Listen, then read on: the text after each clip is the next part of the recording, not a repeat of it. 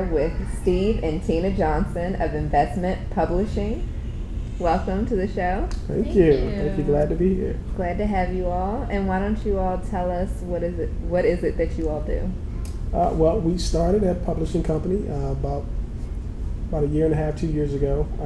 We first got the vision from God about 4 years ago, actually, to really just to bring a message of inspiration and I guess really how to live life and how to succeed in life. So would you think of yourselves as motivational speakers, or what category do you put yourselves in? Well, probably a little bit of... I'd say motivational teachers. Okay. Yeah. We're motivational teachers. We're really focused on teaching people about God's principles and how to apply those principles and use those principles in life. I think a lot of times we grow up, and for some people, they don't have that foundation. And so you grow up learning how to do things of the world. And then a lot of times when you come into Christ or being saved, you still practice those same principles. And then people wonder, well, why can't I get ahead? Or why isn't this working for me? Well, it's not going to work for you because you're a new creature. And so doing the old things that you used to do as a new creature, as a new person, it's not going to work. So we want to teach people how to succeed and how to succeed every time in life. What are each of your roles in investment publishing?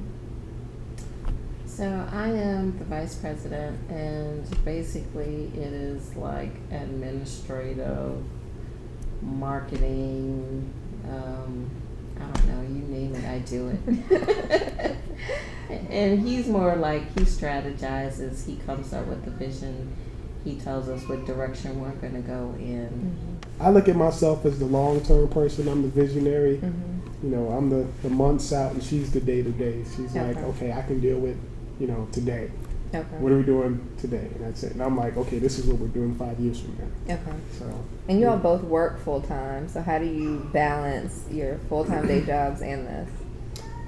The grace of God. And I really think it's a lot of just determination. Because anything that you want to do, it's going to take work and time to really get it off the ground and to cultivate it and to grow that thing. I think a lot of people, they have ideas that they want to start, but they don't, if you're not willing to put that time in to make it work and, to have the late hours, and to do whatever is necessary, and it's not going to work. So we knew that going in that, okay, it's going to be some sacrifice, but if we sacrifice now, it's going to pay off, later. So. What was the lag time, if any, between when God gave you the vision and when you actually saw the first manifestation? 4 years.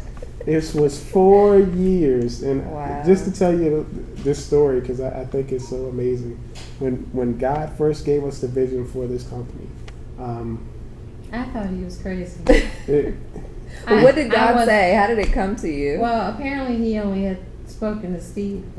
I didn't get it, and I just thought he was crazy. And he was telling me about a magazine, and I was looking at him like, no, I don't think so, buddy. You need to come back to reality here. And he's like telling me all this stuff, and I'm just like shooting down his ideas. And he and I went to Dallas for a magazine launch. And as soon as we got to Dallas, I was called to fast. And I was like, God, are you crazy? We are like in the meat capital of the world, and you want me to fast. So I fasted. And it was one night in our hotel room. It was very late at night. He was sleeping, and I had gotten up to go to the restroom. And while I was in there, I said, well, I'll just pray and spend a little time with God before I go get back into bed. Well, at that moment, it was like I was taken out of that room in the bathroom and taken to a place in the future. And I could see myself standing in front of a crowd of people and just had this whole big vision of everything that he was telling me about. And so that had never happened to me before. It was like, wow. Yeah. And I ran back in the room and I was shaking him really hard. And I was like, wake up. I get it. I get it. I believe you. And I was trying to tell him all Mind you, this this stuff. is months and This months is like- of after, like, trying to This is explain months all of this me stuff. poo-pooing his ideas. Right. And I woke him up. It was like 3:00 in the morning, and he's like, thanks. But could you tell me in the morning when I'm awake? And I was like, gosh. Now I just probably stayed up that whole night because I just could not believe it. And then it was like from that moment on, I was just like on board with everything. And once that happened, things really started to flow for us, and you know how everything laid out. It seemed like really after I got on board, everything just kind of came into place like rather quickly. What do you say? Yeah, but I think we really got the vision way a lot before then. Yeah. I remember there was one time, and I can't remember if I was sleeping or dreaming or whatever, but God came to me and he told me that there was a famine coming in the land, and that he wanted to bless his people, but they didn't have the capacity to receive what he wanted to give them. And it really talked about, he was showing me that we weren't good stewards. And pretty much what it was, and that I was supposed to start a stewardship ministry. And that, like, the publishing company was this ministry of teaching people how to be better stewards over what he had given them. I remember when he told me this, and I'm sitting there thinking, and the first thing I did was I qualified myself. And I said, God, I'm not a good steward myself. And I'm like, how am I going to do this? You know, and it just as clear as day, he said, but I know that you'll do it. And he like took me back to when I was like 19, 20, and I was working at a security company, and I had to walk. I had to get up at 3:45 in the morning, and I had to walk like an hour and 45 minutes because I couldn't afford. I didn't have a car. I didn't have money for the bus, and bus didn't run that early. And I did that for 2.5 years. But I did it. 3:45. We lived in a dangerous city, and I could have got robbed, mugged, but he kept me those 2.5 years, and he showed me that if you did that, then you'll do it for me now. So that was when I said, okay, I see what you want me to do, and then it just grew from there. Yeah. That is a really powerful testimony. I'm still stuck on the hour and 45-minute walk you were doing every day. I mean, but I know it had to be tough to get this vision and this message from God, and then your wife is like, this is not happening. I know it had to be tough to keep the vision alive, so to speak, until she got on board. Not really. I knew that that's what he had called me to do, and it was really just a matter of time. So what is it that you all have published? Well, our first publication is a magazine called The Infinite Investor, and that is really sort of the flagship publication.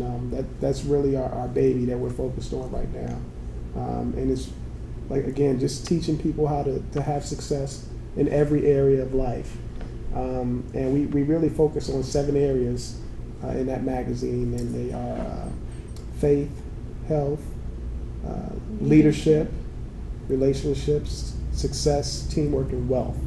And we gear all of our articles to those 7 areas because we believe that if you focus on those 7 areas and maintain balance in each one of those areas, then you'll start to see the results that you want to have in life. I think a lot of people focus on one. You may be strong in one, maybe 2, but then the other 5 may be neglected.